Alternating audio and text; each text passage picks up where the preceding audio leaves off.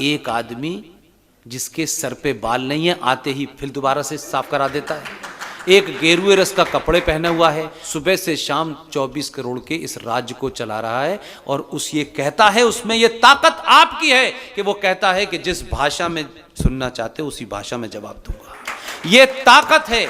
ऐसे लोग दलालों के कारण अपने उन लोगों के जिनकी महत्वाकांक्षाएं बढ़ गई हैं, वो दिल्ली में हो या लखनऊ में हो, उनके मंसूबे अगर वो हमारे भी हैं तो वो हमारे नहीं हो सकते। इसलिए ऐसे पागलों को अगर आपने बिठाया तो वो अभी तो ये कहता है कि जिस भाषा में चाहते हो उसी में जवाब दूंगा। लोगों ने पूछा कितनी भाषाएं जानता है, उनका आप फ्रांस में बोलिए उसमें भी दे देगा जवाब, क्योंकि तो भाव से समझ जाता है तुम चाहते क्या हो, ये जबान तो नहीं समझता है।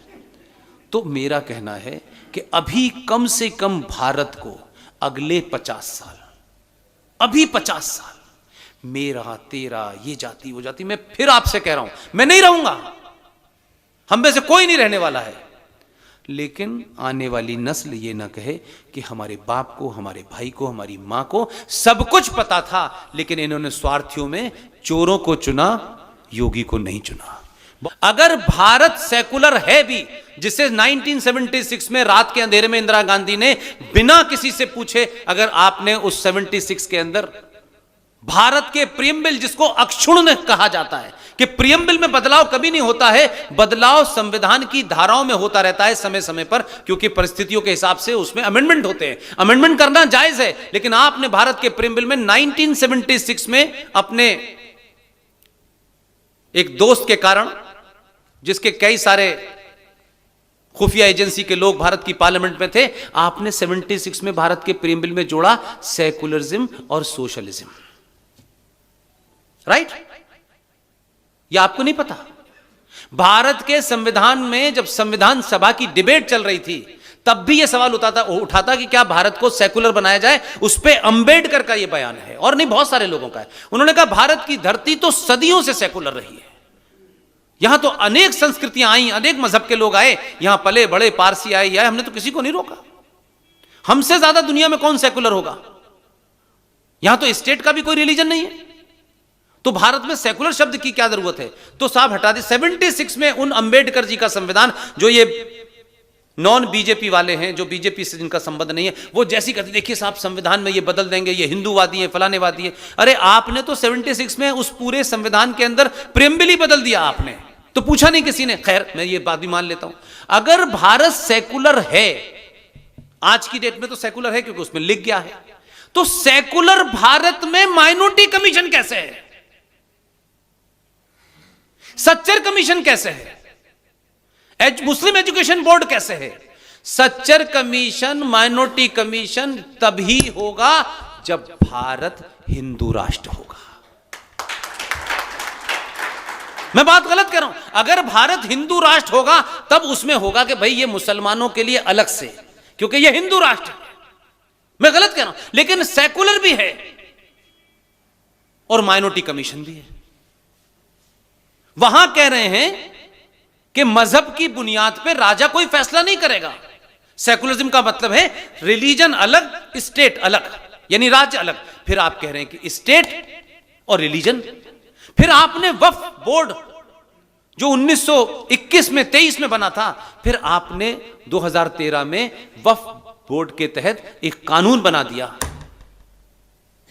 कि भारत की किसी धरती, प्राइवेट, पब्लिक, सरकारी, गैर सरकारी, मंदिर, ट्रस्ट पे मुसलमानों की ये दुकान जो अंग्रेजों के जमाने शुरू हुई थी, फिर वो उसमें अमेंडमेंट हुआ 1956 में, फिर अमेंडमेंट हुआ 1995 के अंदर, और 2013 में भारत की संसद के अंदर कानून बन गया। उस कानून के तहत अगर इस जमीन के ऊपर वक्फ बोर्ड के दो लोग ये कह दें कि ये जमीन वक्फ बोर्ड की है और आपकी नहीं है, तो कानूनी तौर पर उसमें लिखा हुआ है कि वक्फ बोर्ड वालों को यह नहीं साबित करना ये वक्फ बोर्ड की है, आपको साबित करना है। और 3 साल के अंदर अगर आपने वो जमीन खाली नहीं की तो 3 साल के बाद धक्के मार के आपको बाहर निकाल दिया जाएगा। और आप अगर नहीं निकलेंगे तो कानून का सेक्शन 40 का एक सेक्शन ये कहता है आप इनक्रोचर हैं, इसलिए आप पे केस चलेगा।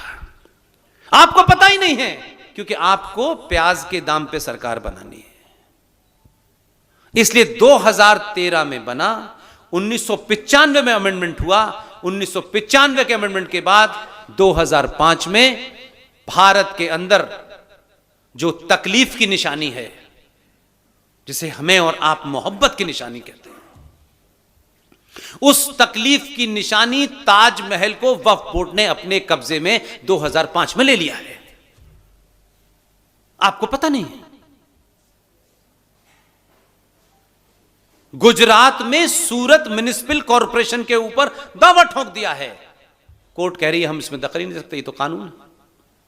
और यह सिलसिला पूरे देश में चल रहा है। इसलिए सड़कों पे मज़ारें, हाईवे पे मस्जिद इसलिए बन रही है। वो बेचारा पुलिस वाला क्या करेगा, उस पर धारा ही नहीं है। वो बना देते हैं, उसके बाद आप कहते हैं ये यहां क्यों बनी? वो कहता है कानून पढ़ के आओ। क्योंकि आप कानून से देश चलाने के चक्कर में हैं, वो कानून को नहीं मानते। क्या कानून से 1992 किया था आपने 6 दिसंबर को?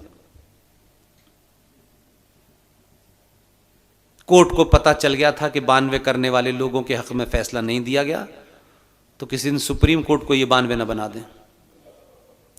डर से दुनिया चलती है, ताकत से दुनिया चलती है। कानून वानून कुछ नहीं होता मेरे भाई। यह कानून सभ्य समाज के लिए होता है, जहां सारे नागरिक सभ्य हों।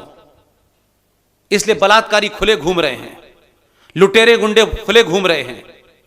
भारत की सुप्रीम कोर्ट का चीफ जस्टिस, कोई धर्म सभा संसद के अंदर किसी ने कोई बात कही, 3 फेक वीडियो के ऊपर उसने नोटिस जारी कर दिया। हमारे वकील ने 50 ऐसे सबूत दिए जिनमें कहा कि मुसलमान इस देश में हिंदुओं के कत्ल की बात कर रहे हैं, आपने उन्हें नोटिस जारी नहीं किया, तो दाएं बाएं घूम गए। क्योंकि उस वकील को सरकार का दलाल नहीं बनना है। ऐसे लोग आपके बीच में हैं। विष्णु शंकर जैन जो आपके शहर में इस मंदिर की लड़ाई लड़ रहे हैं।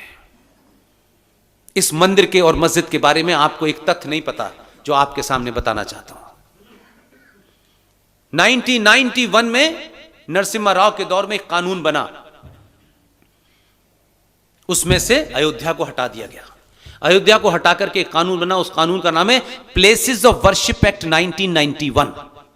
यह कानून यह कहता है, क्योंकि अयोध्या का मामला कुछ था, तो लोगों ने कहा कि यार अब हमारे लिए तो बहुत जरूरी है, बाकी छोड़ो ना, कल देखेंगे। जो विजनरी कौमें होती हैं, जो हजारों साल की सोचती हैं ना, वो किसी समझौते को इसलिए नहीं मानती कि उनको मालूम है कि अगर हमने ये समझौता आज माना तो हमारी 1000 साल की नस्ल बर्बाद हो जाएगी। लेकिन कुछ राजनीतिक स्वार्थ और कुछ संगठनों के स्वार्थ इतने थे, अयोध्या को निकाल दिया गया। नरसिम्हा राव की सरकार ने कानून बनाया कि इस्लामिक आतंकवादी जिहादी जो इस देश में 1947 तक थे, जैसे भी आए, अंग्रेजों के माध्यम से आए, औरंगजेब आया, बाबर आया, ये आया, वो जो भी थे, इस देश में जितने भी मंदिर मस्जिद टूटे हैं, जो उनका स्टेटस है 1947 को, 15 अगस्त 1947 को जो उन स्टेटस है वो एज इट इज रहेगा, उसमें कोई अपील और दलील नहीं की जा सकती।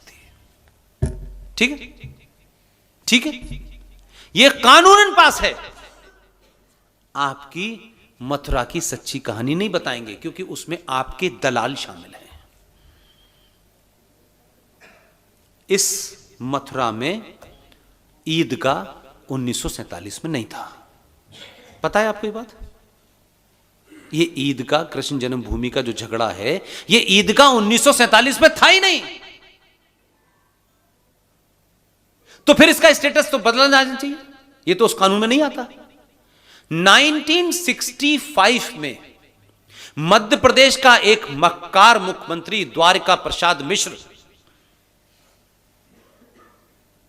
और बिहार का एक अय्यर गवर्नर, इन दो मक्कारों ने कृष्ण जन्मभूमि की जो ओरिजिनल ट्रस्ट है, जो ओरिजिनल ट्रस्ट थी, उसके बिहाफ पे एक फेक ट्रस्ट क्रिएट की। एक्स मुख्यमंत्री द्वारिका प्रसाद मिश्र मध्य प्रदेश और बिहार का गवर्नर अय्यर, इन्होंने एक ट्रस्ट बनाया दोनों ने, और उस ट्रस्ट में आपकी जमीन नंबर 2 में मुसलमानों को बेची, जिस पे ईदगाह बना हुआ है।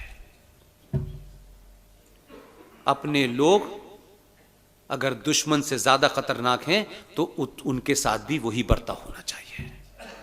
ये नहीं हो सकता। इसलिए मैंने शुरू में कहा, मेरे ने किया है तो इसको बचा लो, उसने किया है उसका, तो ये गंदगी इतनी हो चुकी है कि अब आपका बचने वाला कोई नहीं है। लिहाजा प्लेसेस ऑफ वर्शिप एक्ट बन चुका है। उसके बाद भारत के किसी मंदिर के ऊपर जो उस पर तोड़ करके मस्जिद भी बनाई हुई है, उसमें 99% हिंदुओं के हैं, उन स्ट्रक्चर को नहीं हटा सकते। विष्णु शंकर जैन, हरिशंकर जैन का बेटा, उसने ये लड़ाई लड़ रहा है सुप्रीम कोर्ट के अंदर। इसलिए जहां ये अपने रास्ते से न भटकें, मातृभूमि ट्रस्ट की राष्ट्रीय अध्यक्ष संस्थापक, ये कब भटकेंगी रास्ते से? ये जब भटकेंगी जब उनको लगेगा कि मैं तो एक अच्छे काम के लिए काम कर रही हूं और ये समाज मेरी कोई मदद नहीं करना चाहता, इनके पैर भटका देगा। हम तो पूरी इनिंग खेलने के बाद हमको लगा कि अब जो भी हैं, हम जिस भी स्थिति में हैं, अगर हम इसमें कुछ कर सकते हैं तो ये 10-12 लोग जिनका मैंने नाम लिया, आज भी सुशील भाई कोई ऐसी ही मीटिंग लखनऊ में कर रहे हैं, RSN कहीं कर रहे हैं, GD कहीं कर रहे हैं, ललित अंबरदार कहीं कर रहे हैं, प्रोफेसर कपिल कुमार कर रहे हैं। हमारी सबकी कोशिश है, हम नहीं जानते कल क्या होगा, लेकिन हमारी कोशिश है, हम खुले रूप में कह रहे हैं, हम किसी पार्टी के बंधुआ और किसी संगठन के बंधुआ मजदूर नहीं हैं। लेकिन इन परिस्थिति के अंदर 23 करोड़ की आबादी का मुल्क है पाकिस्तान। उत्तर प्रदेश की टोटल पॉपुलेशन 24 करोड़ है। वहां सेना मिलके, कैबिनेट मिलके नहीं चला पा रही। यहां एक आदमी जिसके सर पे बाल नहीं है, आते ही फिर दोबारा से साफ करा देता है। एक गेरुए रस का कपड़े पहना हुआ है, न उसके बाप का पता, न माँ का पता, न बहन का पता, न रिश्ते पता, न मकान का, न दुकान का। सुबह से शाम 24 करोड़ के इस राज्य को चला रहा है। और उस ये कहता है, उसमें ये ताकत आपकी है कि वो कहता है कि जिस भाषा में सुनना चाहते हो उसी भाषा में जवाब दूंगा। ये ताकत है। ऐसे लोग दलालों के कारण अपने उन लोगों के जिनकी महत्वाकांक्षाएं बढ़ गई हैं, वो दिल्ली में हो या लखनऊ में हो, उनके मंसूबे अगर वो हमारे भी हैं तो वो हमारे नहीं हो सकते। इसलिए ऐसे पागलों को अगर आपने बिठाया तो वो अभी तो ये कहता है कि जिस भाषा में चाहते उसी में जवाब दूंगा। लोगों ने पूछा कितनी भाषाएं जानता है, उनका आप फ्रांस में बोलिए उसमें भी दे देगा जवाब, क्योंकि तो भाव से समझ जाता है तुम चाहते क्या हो। ये जबान तो नहीं समझता है। तो मेरा कहना है कि अभी कम से कम भारत को अगले 50 साल, अभी 50 साल, मेरा तेरा, ये जाति वो जाति, मैं फिर आपसे कह रहा हूं, मैं नहीं रहूंगा, हम में से कोई नहीं रहने वाला है। लेकिन आने वाली नस्ल ये ना कहे कि हमारे बाप को, हमारे भाई को, हमारी मां को सब कुछ पता था, लेकिन इन्होंने स्वार्थियों में चोरों को चुना, योगी को नहीं चुना। बहुत बहुत धन्यवाद। Thank you very much.